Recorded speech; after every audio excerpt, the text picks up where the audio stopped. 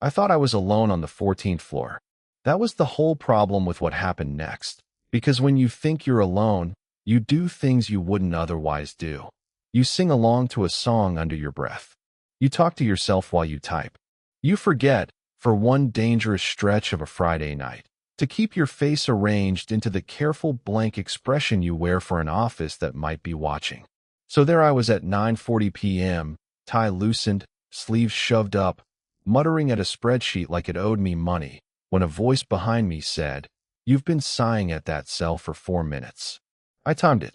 I nearly put my elbow through my monitor. When I turned around, Marlo Reed was standing in the doorway of her office with her coat already over one arm, keys in hand, looking like a woman who had every reason in the world to leave and no intention of doing it. Then she did something that made my stomach drop somewhere near my shoes. She walked back to her desk, sat down, and turned her monitor off. The screen went black. The little cooling fan under her desk clicked once and went quiet. "Good," she said, like she'd just settled something. "Stay?" 2 words. That was it. And somehow those 2 words rearranged 11 months of careful, disciplined denial into something I could no longer pretend not to feel.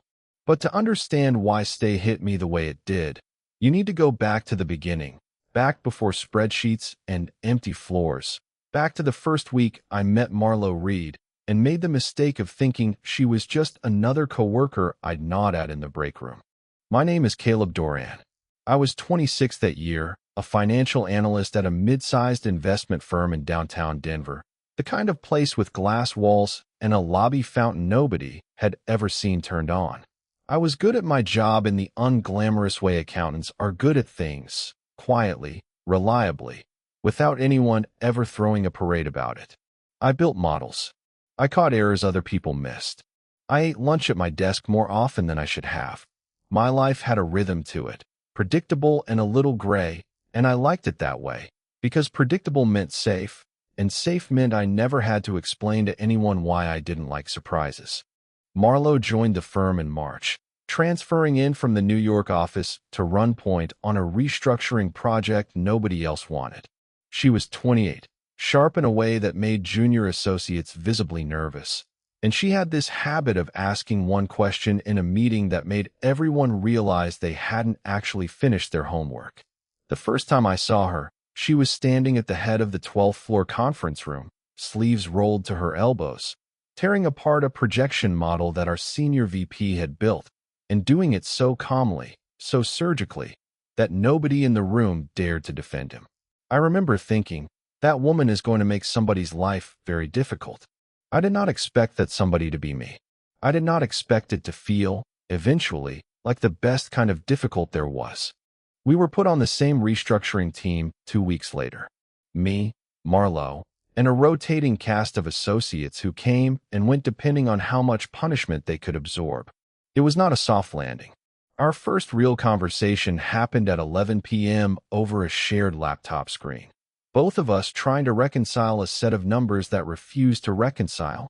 Both of us running on gas station coffee and the particular exhaustion that makes you say things you wouldn't say in daylight. "You've been staring at that same row for 10 minutes, she said, without looking up from her own screen. "I'm building suspense," I said. "For the numbers." "The numbers don't care about suspense, Caleb. The numbers want you to notice you transposed 2 digits in row 41. I checked. She was right. Of course she was right.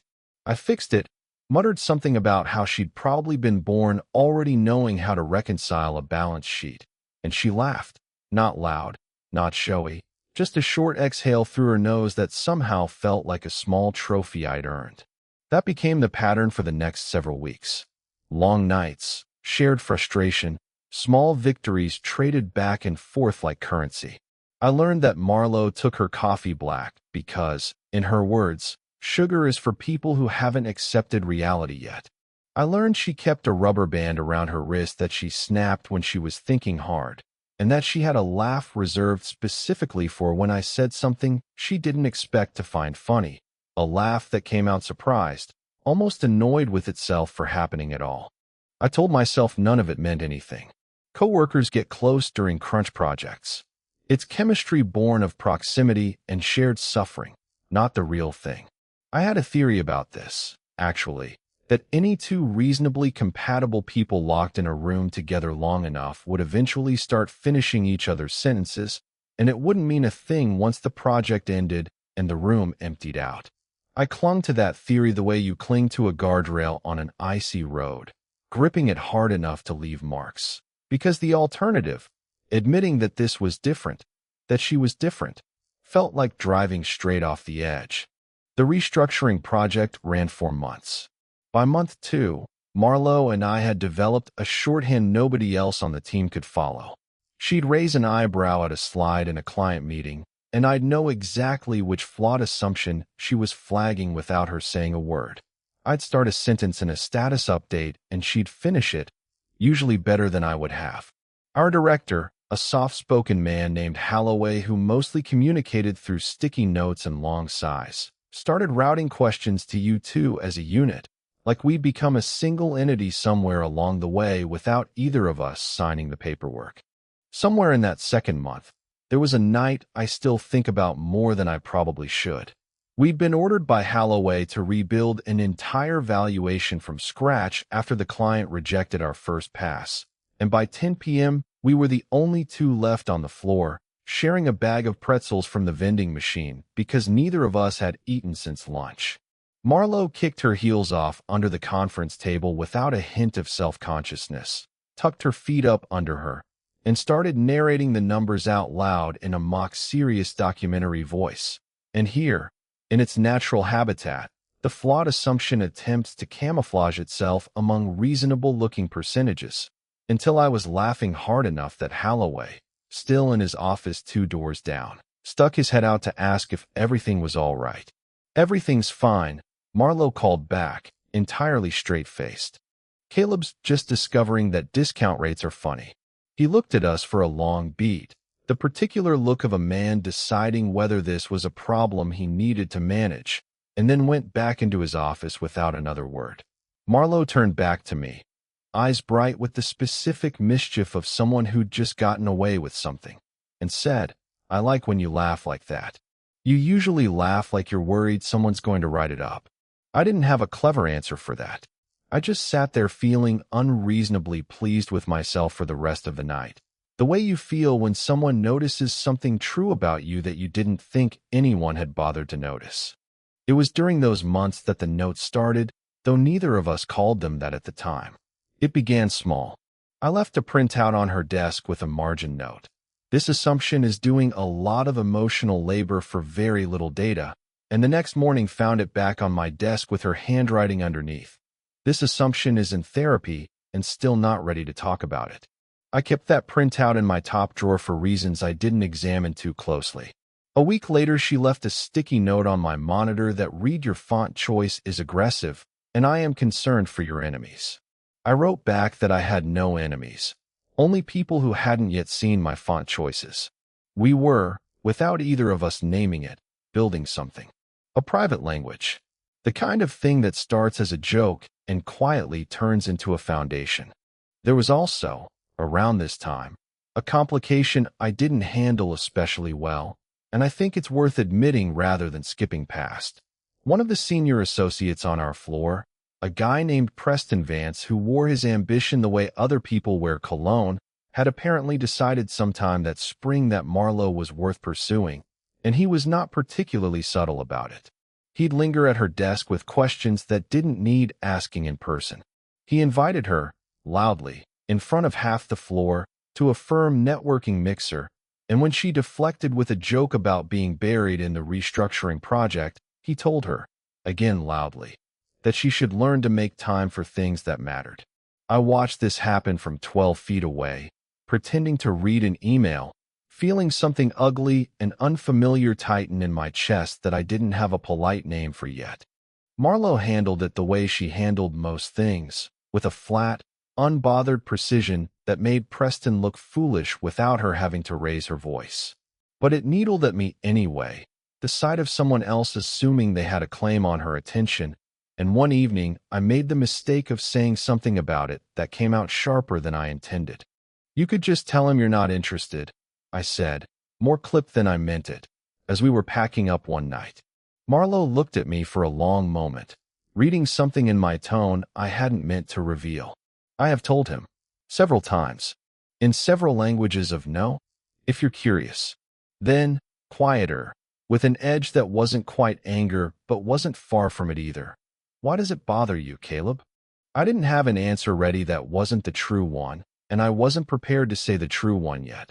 So I said something non-committal about office professionalism and general annoyance at Preston as a category of person, and Marlo's expression flickered with something like disappointment before she let it drop.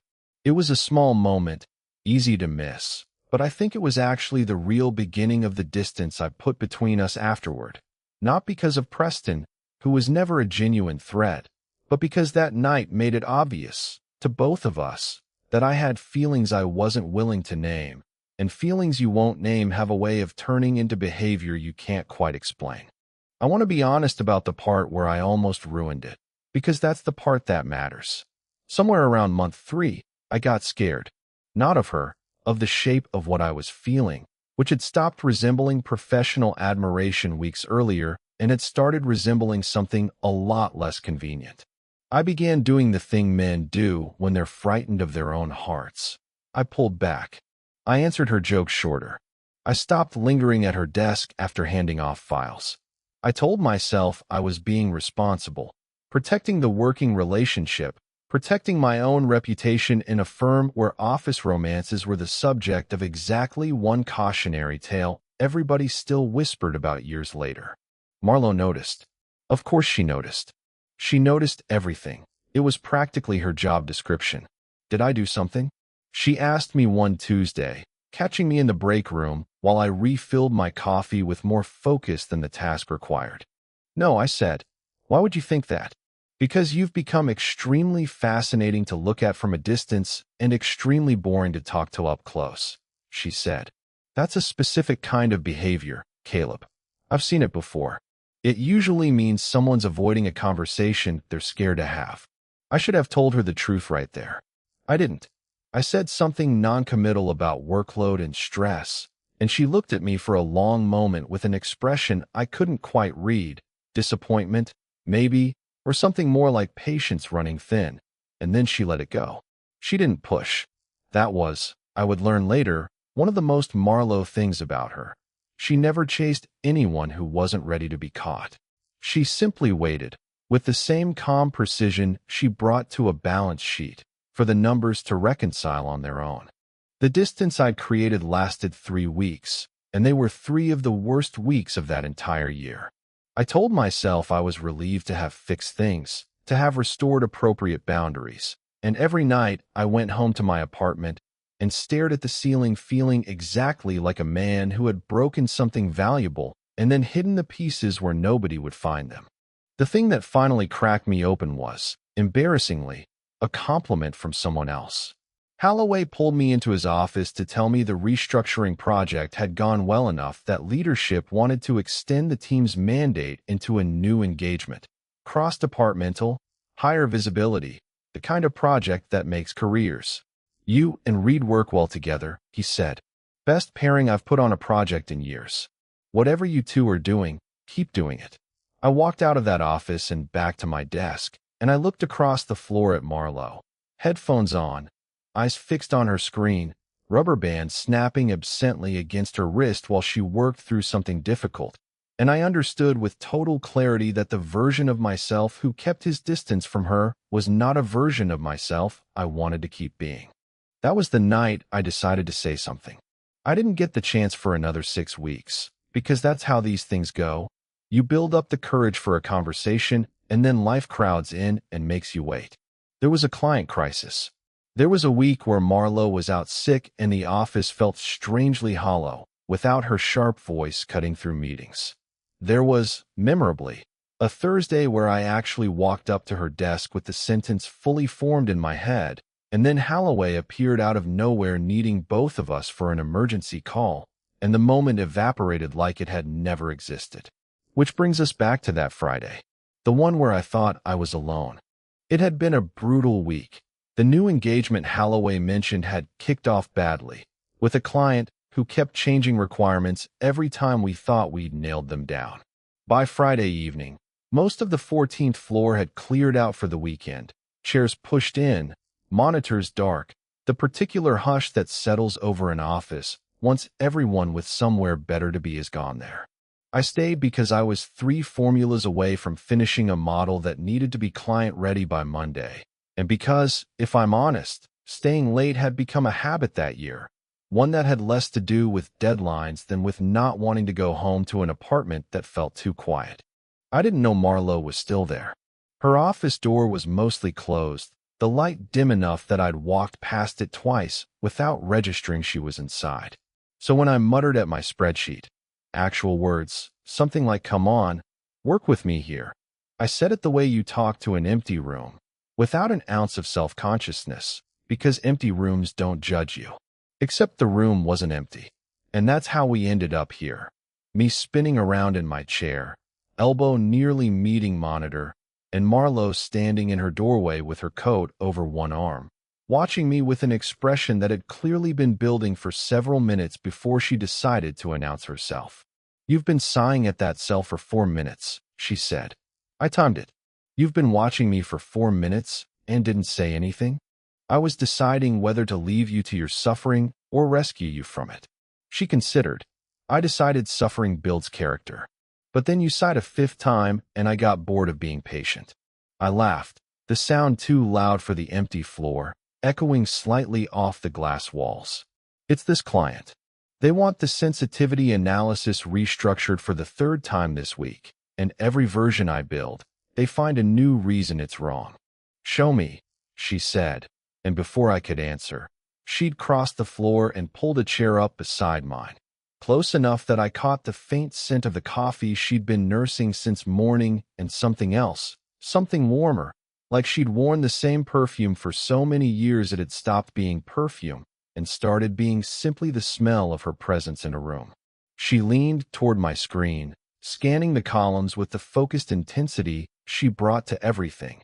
And within about 90 seconds, she'd found the exact assumption that was breaking the whole model. "There," she said, pointing. "You're treating the discount rate as static across all 3 scenarios." It's not static. The client's whole complaint is that the scenarios diverge. You need the rate to flex with the leverage assumption in scenario 3, where you're just building the same model 3 times and calling it sensitivity analysis. I stared at the screen, then at her, then back at the screen. That's exactly it. How did you see that in 90 seconds when I've been staring at it for 4 hours? Because I wasn't emotionally attached to it, she said. You built it. You're too close. Everybody gets a little blind to the thing they made with their own hands. She looked at me sideways, something flickering behind her eyes that felt like it was carrying more weight than the sentence should have. It happens with more than spreadsheets, Caleb. I didn't answer right away. The floor was very quiet. Somewhere behind us, a cleaning cart rattled 2 rows over and then rolled out of earshot, leaving just the low hum of the building's ventilation and the 2 of us, sitting closer than colleagues typically sit, saying nothing. I know I've been strange, I finally said. The last month or so. Pulling back. I know you noticed. I noticed, she said simply. No accusation in it. Just a fact, stated the way she stated everything, clean and unadorned. It wasn't about you doing anything wrong.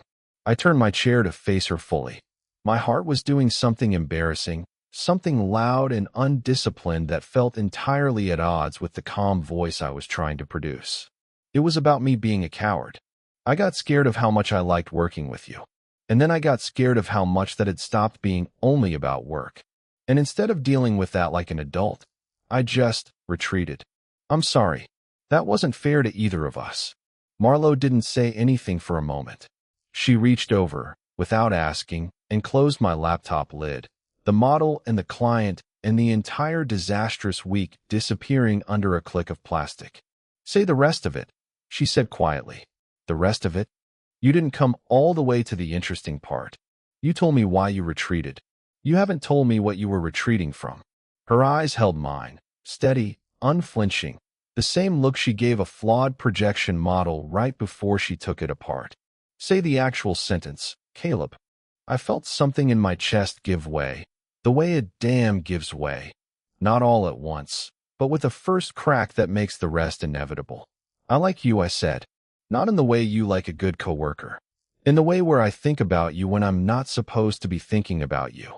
In the way where your handwriting on a sticky note has been living in my desk drawer for months because I couldn't make myself throw it away. In the way where tonight, when everyone else had gone home and I thought I was alone, some part of me was hoping I wasn't, because being alone with the thought of you is somehow worse than not being alone at all. The silence that followed felt enormous. I watched her face for some sign of what was coming.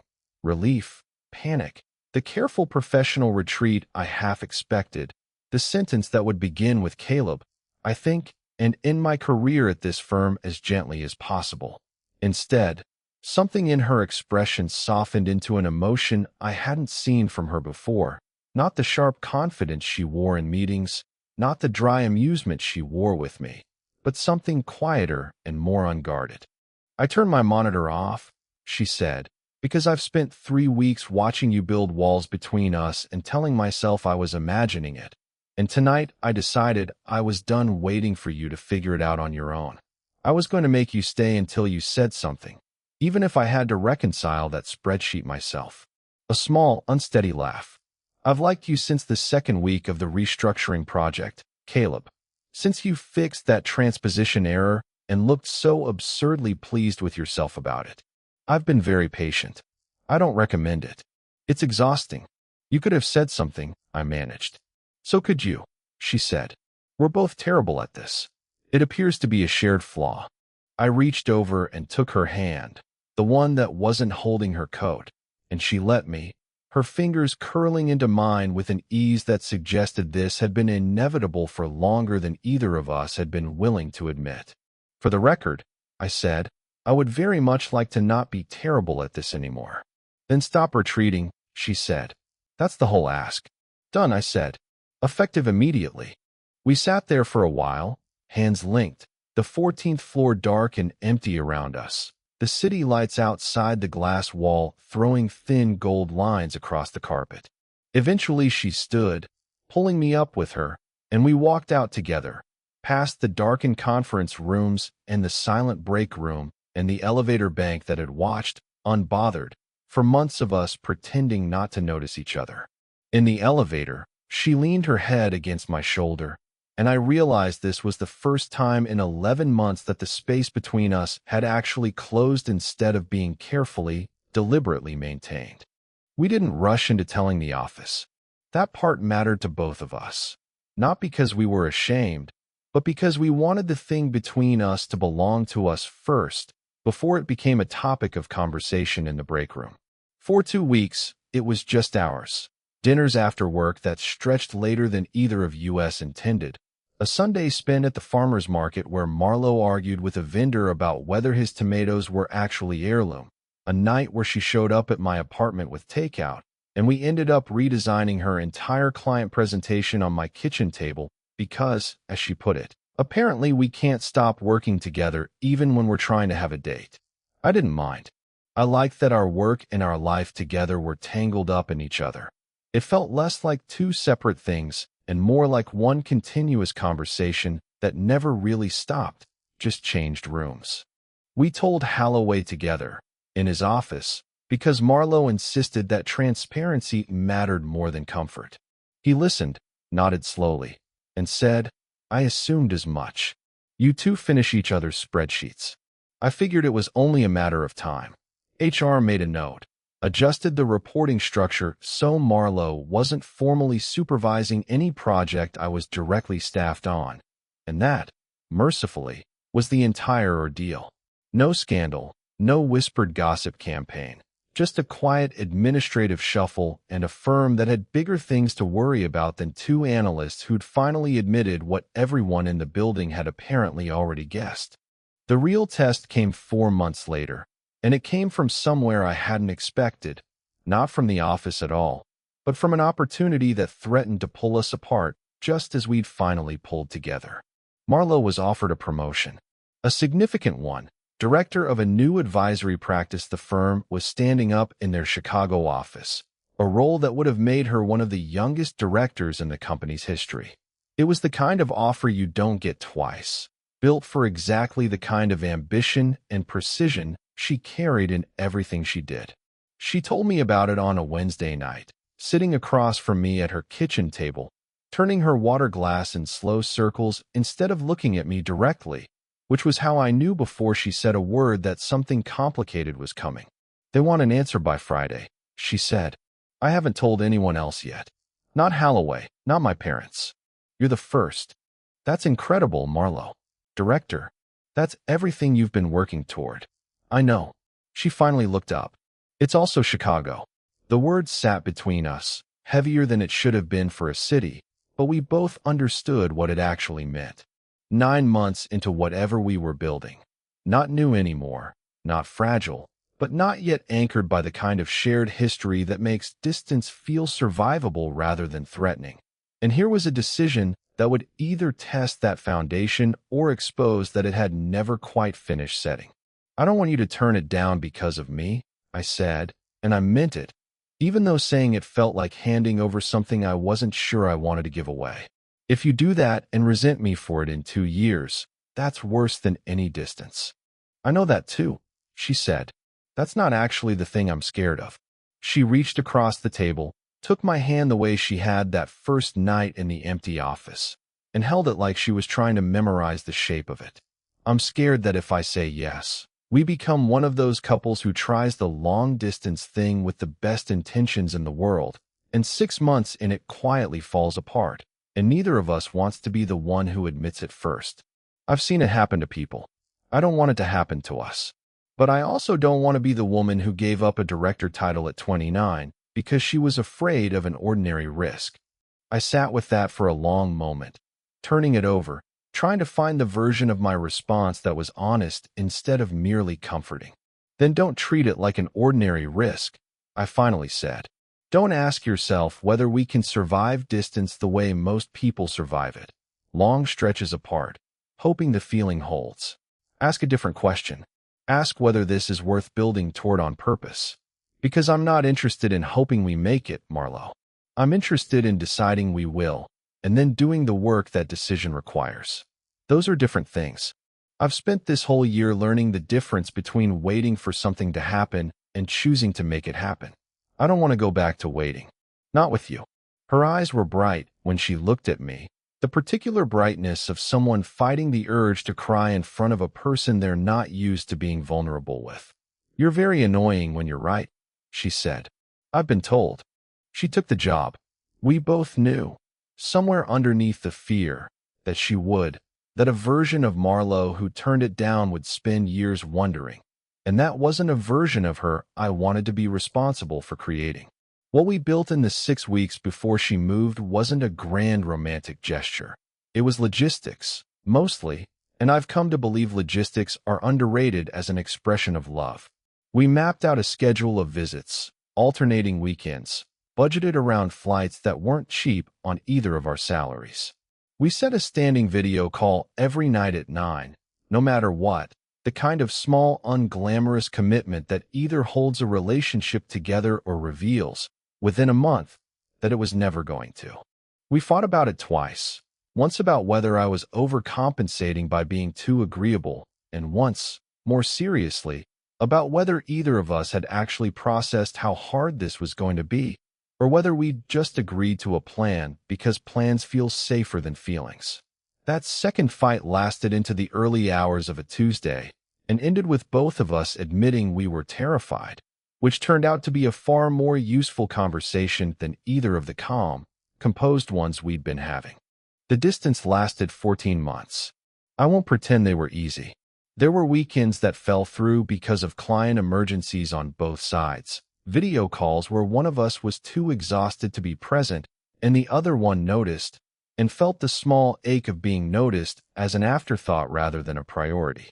There was a stretch in the 9th month where Marlo was buried under the launch of her new practice, and I went 2 weeks without a real conversation with her that wasn't a rushed 10-minute call squeezed between meetings, and I remember lying awake wondering if this was the beginning of the quiet unraveling she'd been afraid of. The closest we came to actually breaking happened in month 7. Over something so small, it's almost embarrassing to repeat.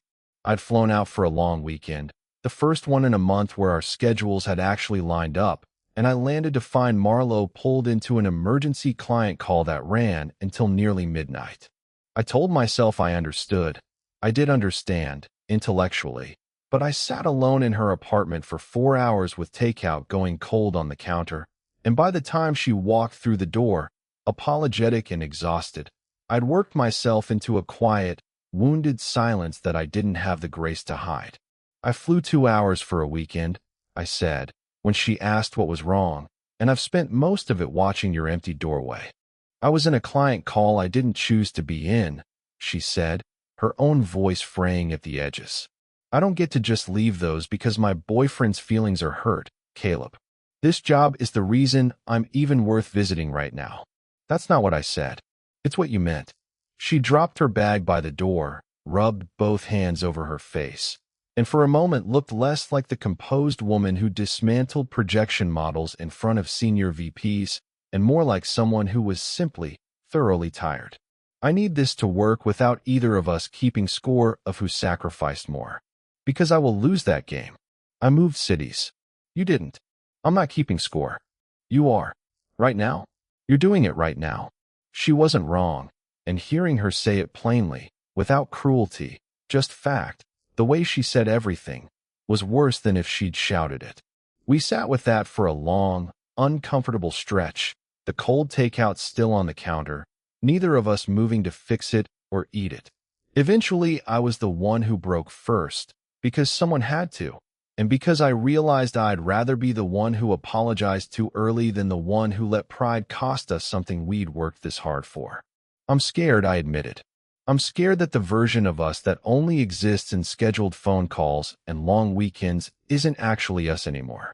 And I don't know how to say that without it sounding like an accusation, so it keeps coming out as one instead. Something in her shoulders loosened. She crossed the room and sat beside me on the couch, closer than the fight should have allowed so soon, and rested her head against my arm. I'm scared of the same thing, she said. I just express it by working 11-hour days instead of sulking at takeout containers. A small, tired laugh escaped her, and mine followed, and the tightness in the room finally broke apart into something survivable. We ate the cold food anyway. It wasn't the weekend either of us had planned, but it was, in its own unglamorous way, the conversation that got us through the next 7 months, because we'd finally said the true, unflattering thing out loud instead of letting it curdle into silent scorekeeping. It wasn't. What got us through wasn't some singular romantic rescue. It was the accumulation of small, deliberate choices made over and over, long after the excitement of a new relationship had worn into something steadier and less flattering to describe. I flew to Chicago on my own dime more times than my bank account really approved of. She flew back to Denver for my sister's wedding even though it meant missing a client dinner that mattered to her career, and stood next to me at the reception in a dress the color of good coffee, and told my grandmother, without hesitation, that yes, this was serious, and yes, she planned on sticking around. The firm eventually solved the geography for us. Marlo's practice expanded enough that they needed a presence back in Denver, and 18 months after she'd first said yes to Chicago, she transferred back, this time as the director overseeing both offices. I picked her up from the airport with a sign that said "Welcome home, reconcile this," which she rolled her eyes at, and then kept in her bag for the next 3 months, which told me everything I needed to know about how she actually felt about it. We moved in together that winter, into a 2-bedroom apartment with a kitchen too small for both of us to cook in at once, and a hallway closet that became, almost immediately, a repository for every sticky note either of us had ever kept. The sulking font, the emotional labor of a bad assumption, the printout with her handwriting underneath mine, the toy stapler shaped like a rubber band she bought me as a joke that I actually used on my desk every day after that. I framed one of the notes, eventually, the one from that very first week. This assumption is doing a lot of emotional labor for very little data, and hung it in our hallway, where guests occasionally asked about it, and we occasionally told the truth about how it started, and occasionally, when we were feeling private, just smiled and said it was an inside joke from work. Moving day itself was a small disaster, the kind neither of us has ever fully lived down.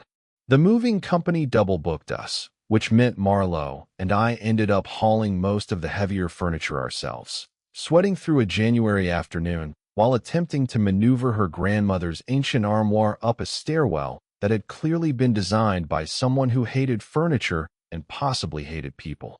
We got it wedged at a 45-degree angle on the second-floor landing for the better part of an hour, both of us too stubborn to call for help, bickering about torque and leverage like it was a valuation model instead of a piece of furniture, until a neighbor finally wandered out, took one look at the situation, and asked if we needed a third pair of hands.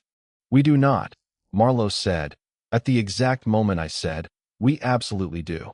The neighbor, a retired contractor named Hollis who became something like a fixture in our lives after that, freed the armoire in about 90 seconds and told us, not unkindly, that we were the most stubborn couple he'd met in 20 years on that block. Marlo took it as a compliment. I think she was right too. By the time we'd unpacked the last box, well past midnight, we sat on the bare living room floor with a bottle of wine and two mismatched mugs because we hadn't found the glasses yet, surrounded by half-assembled furniture and towers of unlabeled boxes, and Marlo leaned her head on my shoulder and said, "This is the least impressive apartment I have ever lived in, and I have never liked a place more." I told her that was, without question, the most romantic thing anyone had ever said to me over a bottle of wine drunk out of a mug that used to hold pencils. She laughed that surprised, unguarded laugh, the one I'd been chasing since a break room conversation almost 3 years earlier, and I remember thinking, with the kind of clarity that only shows up at odd hours after exhausting days, that I would move 100 stubborn armoires up 100 impossible stairwells if it meant getting to keep this, the ordinary, unglamorous, entirely unphotogenic version of us, the one nobody puts on a highlight reel, the one that turned out to matter more than any of the dramatic parts.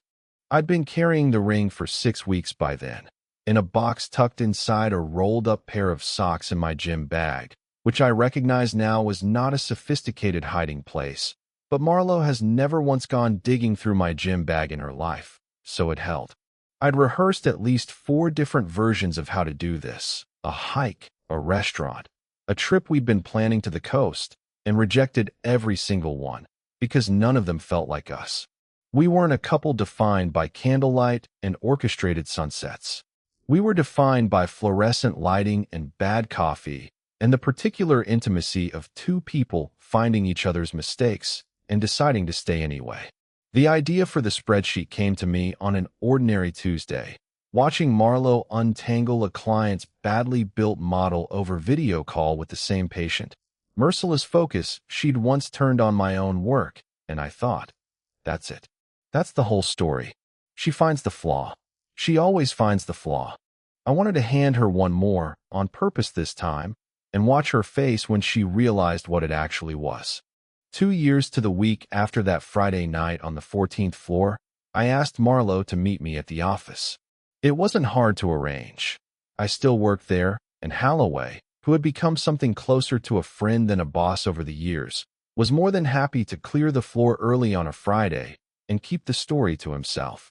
I told Marlo I needed her opinion on a model I was struggling with, which wasn't even really a lie, because I had, in fact, spent an embarrassing amount of time building an actual financial model just for the occasion, one whose final output, when correctly built, resolved into a single line of text instead of a number. She showed up at 9:30, coat over one arm, exactly like she had that first night, and found me at my desk with my sleeves shoved up and my tie loosened, staring at my monitor with what I hoped looked like genuine frustration. "You've been sighing at that cell for 4 minutes," she said, stepping into the doorway. I timed it. "It's this model," I said, not looking up. "I can't get the output to resolve. I think there's an error somewhere I'm too close to see." She crossed the floor exactly the way she had 2 years earlier, pulled a chair up beside mine, and leaned toward the screen with that same focused intensity, scanning the columns, hunting for the flaw. It took her a little longer this time, because I'd built the thing deliberately obtuse, layering the final calculation under 3 tabs of decoys before it resolved. When she finally found the last cell, the one that, once she clicked into it, replaced its formula with a single sentence, I watched her expression change in real time, watched the sharp analytical focus dissolve into something soft and stunned as she read, "Marlo, will you marry me?" She turned to me, and I was already on one knee beside her chair, the ring in my palm, my own heart doing that same loud, undisciplined thing it had done the first night I told her the truth in this exact room. "You built me a spreadsheet," she said, voice unsteady, to propose. "I built you a spreadsheet with an error in it," I corrected, because that's how this started. "You found the flaw. You always find the flaw. I wanted you to find this one too. Caleb, I turned my life around because you turned your monitor off and told me to stay," I said. "I've been trying to find a way to ask you to keep doing that. Stay? Not just tonight. All of it. I want to build every version of this life with you sitting next to me finding the flaws I'm too close to see." She was crying by the time I finished, the kind of crying she'd have been mortified by in any client meeting, and she didn't bother wiping it away before she said yes, before she pulled me up out of my crouch and kissed me right there at my desk, on the same floor, in the same quiet after-hours hush that had started all of it. Somewhere behind us, the cleaning cart rattled past 2 rows over, indifferent to the fact that it was rolling through the exact moment that would end up mattering more than almost any other in either of our lives. We got married the following autumn, in a small venue with tall windows and, at Marlowe's specific request, absolutely no PowerPoint presentations of any kind at the reception, a rule Holloway violated anyway with a toast that somehow involved a slide titled Key Findings. Why these two were always going to end up here, complete with a bullet point about transposition errors that made our entire old team howl with laughter while the rest of the guests looked politely confused. My grandmother told Marlo, again, that she'd known this was serious from the wedding dress the color of coffee, and Marlo told her she'd known it was serious a long time before that, back on a Friday night when a man she liked far too much wouldn't stop sighing at his monitor. Preston Vance, to his credit, sent a card. It was brief, a little stiff, and it made both of us laugh harder than a wedding card has any right to, mostly out of sheer disbelief that he'd bothered. Marlo kept it in the same drawer as the old sticky notes, filed, she said, under evidence that people can surprise you. Our first year of marriage looked less like the movies and more like 2 people slowly discovering the difference between dating someone and building an actual life alongside them. We fought about grocery budgets and whose turn it was to deal with the landlord, and whether the framed sticky note in the hallway was charming or, as Marlo put it during one particularly tired Tuesday, a monument to how bad we both are at admitting things out loud, hung at eye level for guests to judge. I told her that was exactly why I liked it there. She rolled her eyes, but she never once asked me to take it down, and on the morning she thought I wasn't watching, I caught her pausing in front of it on her way to the kitchen, reading it again like it still had something new to tell her. We also, eventually, built the kind of ordinary rituals that don't make it into the dramatic parts of a story, but end up mattering more than almost anything else. Sunday mornings became grocery runs followed by Marlo attempting, with mixed success, to teach me her mother's recipe for pan-seared trout, narrating each step in the same mock documentary voice she'd used on that valuation model years earlier, until the kitchen smelled like burnt butter and both of us were laughing too hard to plate anything properly. We started keeping a second rubber band on the inside of the pantry door, a habit that began as a joke about her old thinking tic and somehow became load-bearing. Whenever one of us was quietly stewing over something at work, the other would find them, snap the band once against their own wrist without a word, and just sit with them until they were ready to talk. It wasn't romantic in the way people mean when they use that word for grand gestures. It was better than that, I think. It was 2 people who had decided, deliberately and repeatedly, to keep choosing each other on the unglamorous days as much as the good ones. We still work at the same firm, on different teams now, in offices 2 floors apart, and every so often, when the building has mostly cleared out and I'm still at my desk fighting with a model that won't cooperate, I'll hear footsteps, and I'll look up, and Marlo will be standing in the doorway with her coat over one arm, watching me with that same expression she wore the very first time, like she's already decided something and is simply waiting for me to catch up. "You've been sighing at that cell for 4 minutes," she'll say. I timed it. And I'll turn off my monitor, and I'll stay. Every time, it feels like the first time. Every time, some small disbelieving part of me is still surprised that a woman who once tore apart a senior VP's projection model without raising her voice decided, on an ordinary Friday night, when neither of us had anywhere better to be, that I was worth waiting for. I used to think love was supposed to announce itself, some unmistakable spark, some cinematic moment you'd recognize instantly. Ours never worked that way. Ours showed up disguised as a transposition error, as a sticky note about a sulking font, as a monitor going dark in an empty office because a woman I liked far too much had simply decided she was done waiting for me to catch up. I'm grateful, most days, that she was more patient than I deserved, and even more grateful that she eventually stopped being patient and made me stay.